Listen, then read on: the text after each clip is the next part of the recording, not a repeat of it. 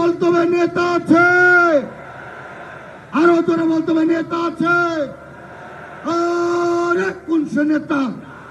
তারেক রহমান, তারেক রহমান, তারেক রহমান, তারেক রহমান, তারেক রহমান, তারেক রহমানের আগমন, শুভেচ্ছা স্বাগতম।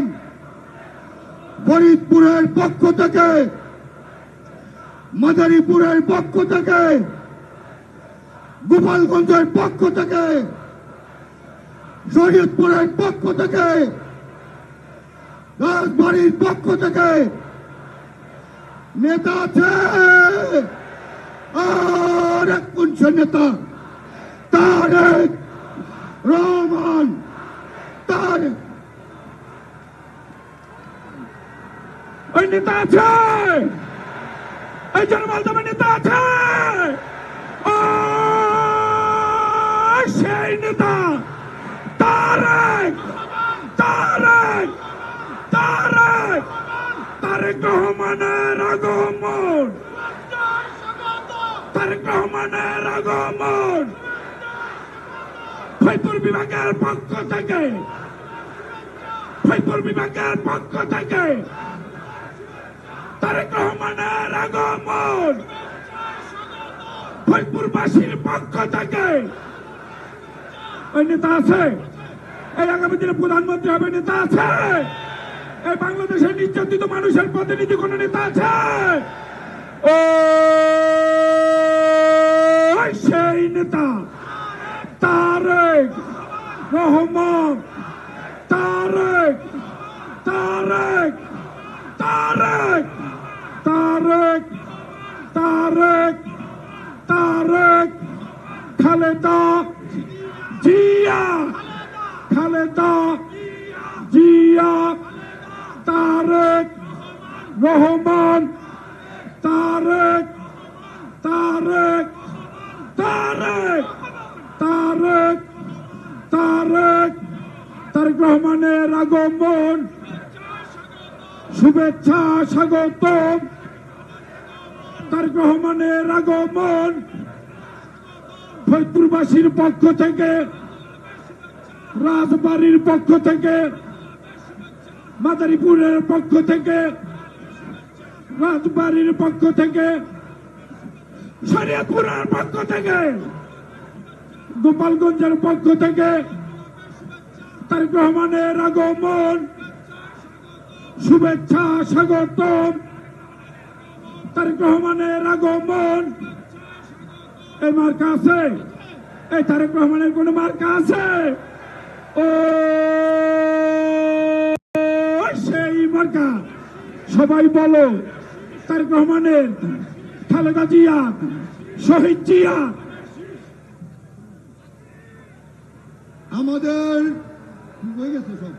আমাদের মাননীয় চেয়ারম্যান আমাদের মাঝে বসেছেন। আপনারা শান্তিপূর্ণভাবে আপনারা সকলে বসে যান, সকলে বসে যান।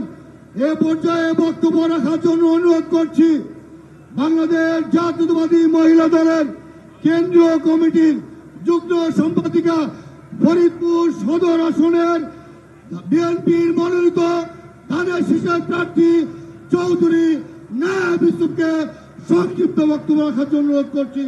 চৌধুরী নায়েব ইউসুফ।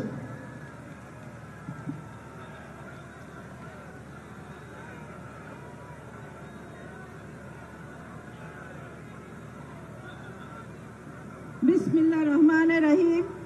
আসসালামু আলাইকুম। ফরিদপুরের ঐতিহাসিক সমাবেশের সভাপতি, এই মঞ্চে উপস্থিত আছেন গণতান্ত্রিক অগ্রযাত্রার পথিকৃৎ বিএনপির সম্মানিত চেয়ারম্যান জনাব তারেক রহমান, আর উপস্থিত আছেন কার্যনির্বাহী কমিটির সম্মানিত নেতৃবৃন্দ, বৃহত্তর ফরিদপুরের ধানের শীষের প্রার্থীবৃন্দ, আমার প্রিয় ফরিদপুরের সদর আসনের জনগণ সহ বৃহত্তর ফরিদপুরের সকল নেতাকর্মী এবং জনগণকে সালাম এবং শুভেচ্ছা। আজকে ফরিদপুর সদরে প্রথমবারের মতো আমাদের বিএনপির প্রিয় চেয়ারম্যান জনাব তারেক রহমান উপস্থিত হয়েছেন। আমরা অন্তরের অন্তঃস্থল থেকে স্বাগত জানাই। আজকে আমাদের দীর্ঘ 17 বছরের অপেক্ষা আজকে অবসান হলো। এই দীর্ঘ 17 বছর এই ফরিদপুরের মানুষ অবহেলিত এবং বঞ্চিত ছিল, কিন্তু এখন আমরা আশা করি জনগণের রায় নিয়ে আমাদের চেয়ারম্যান তারেক রহমান প্রধানমন্ত্রী হবেন এবং ইনশাআল্লাহ আমাদের ফরিদপুরের উন্নয়নের অগ্রযাত্রার বিশেষ দৃষ্টিপাত করবেন। বিগত সরকার ফরিদপুরকে বিভাগ করবে বলে অনেক তামাশা করেছে ফরিদপুরবাসীর সাথে। আপনার কাছে আমাদের প্রত্যাশা ফরিদপুর বিভাগের এবং দ্রুত পদক্ষেপ গ্রহণ করার আবেদন করছি। এছাড়া ফরিদপুর পৌরসভাকে সিটি কর্পোরেশন, একটি স্বতন্ত্র বিশ্ববিদ্যালয়, ইপিজেড এবং গ্যাস সরবরাহের মাধ্যমে আমাদের ইন্ডাস্ট্রিয়ালাইজেশন ত্বরান্বিত হবে। আজকে ফরিদপুর সদরে প্রথম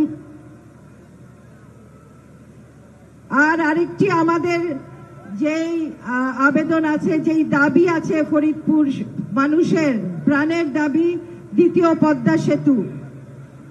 আরেকটি আমি কথা বলতে চাই এই ফরিদপুর মানুষের ব্যাপারে, যে পাট আমাদের ফরিদপুর বাংলাদেশের সোনালী আঁশ এবং ফরিদপুরে পাটের উৎপাদন এবং শিল্প কারখানা সবচেয়ে বেশি ছিল এবং বাংলাদেশের অর্থনীতির চালিকা শক্তি ছিল এই পাট। কিন্তু দুর্ভাগ্যজনকভাবে বলতে হয় এই পাট এবং পাট শিল্প আজকে বিলুপ্তির পথে। তাই আমি চেয়ারম্যানের দৃষ্টি আকর্ষণ করতে চাই, এই পাট শিল্পকে আমাদের বাঁচাতে হবে। এই পাট রক্ষা আজকে আপনার আগমন আমাদের ধানের শীষের প্রার্থীদেরকে বিজয় ত্বরান্বিত করবে, এই আশা ব্যক্ত করে আমি আজকে শেষ করছি। বাংলাদেশ জিন্দাবাদ। শহীদ প্রেসিডেন্ট জিয়া রহমান অমর হোক, বেগম খালেদা জিয়া অমর হোক, চৌধুরী কামাল ইবনে ইউসুফ অমর হোক, চেয়ারম্যান তারেক রহমান জিন্দাবাদ। ধন্যবাদ। আসসালামু আলাইকুম। এ পর্যায়ে বক্তব্য রাখার জন্য আহ্বান করছি এই গণতন্ত্র প্রতিষ্ঠা করতে গিয়ে যিনি এই হাসিনা ফ্যাসিবাদের চরম নির্যাতনের শিকার হয়েছেন, শরীয়তপুরের কৃতি সন্তান, শরীয়তপুর 2 আসনের বিএনপির মনোনীত প্রার্থী বাবুল এখন বক্তব্য রাখবেন বাংলাদেশ জাতীয়তাবাদী কৃষক দলকে, যিনি বাংলাদেশকে সংগঠিত করেছেন, বাংলাদেশ জাতীয়তাবাদী ছাত্র দলের সাবেক সোনালী ফসল জাতীয়তাবাদী কৃষক দলের সংগ্রামী সাধারণ সম্পাদক, ফরিদপুর 4 আসনের জাতীয় সংসদের বিএনপির মনোনীত প্রার্থী জনাব শহীদুল ইসলাম বাবুল বক্তব্য রাখবেন। বিসমিল্লাহির রহমানির রহিম। আজকে ফরিদপুর রাজেন্দ্র বিশ্ববিদ্যালয়ের মাঠে এই ঐতিহাসিক মিটিং এর সম্মানিত সভাপতি, প্রধান অতিথি হিসেবে উপস্থিত হয়েছেন বাংলাদেশের কোটি কোটি মানুষের নয়নের মণি, বাংলাদেশের কোটি কোটি মানুষের নির্ভরতার ঠিকানা,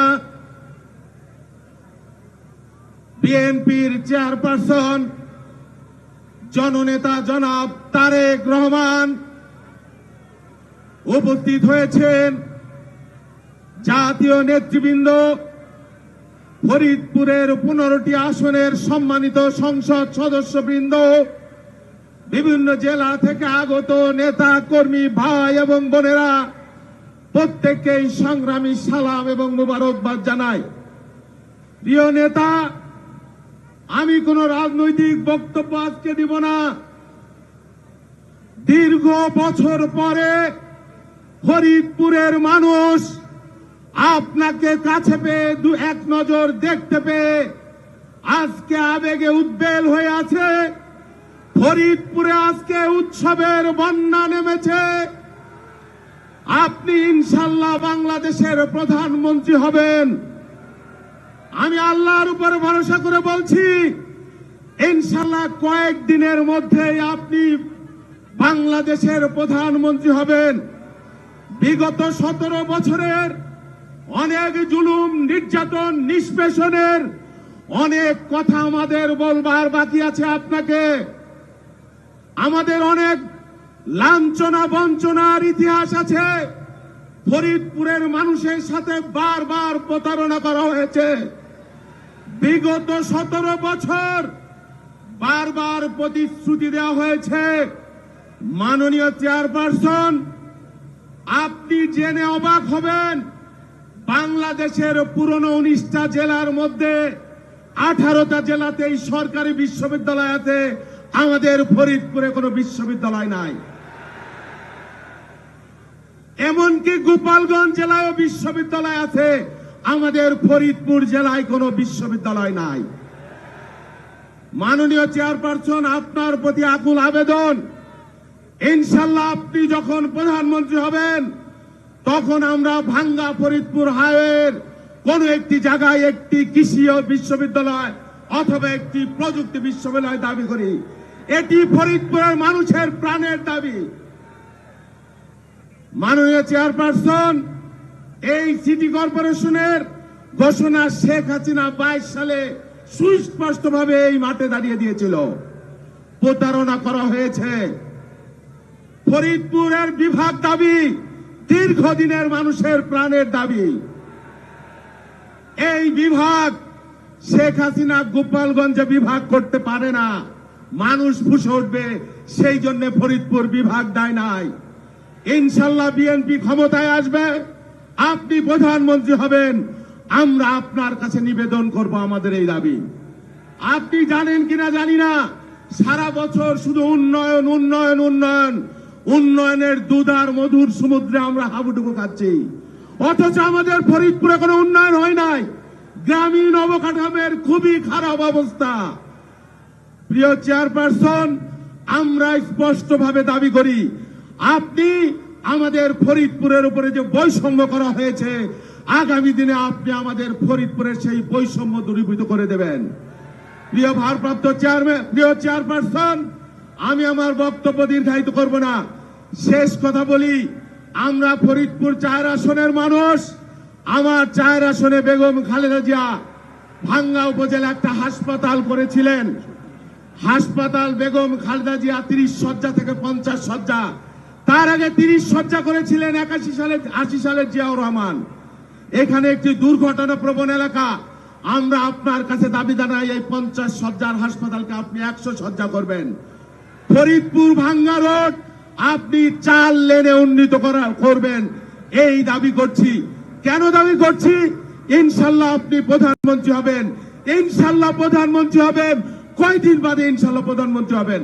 আপনাদের সবাইকে সংগ্রামী সালাম, শুভেচ্ছা, আসসালামু আলাইকুম।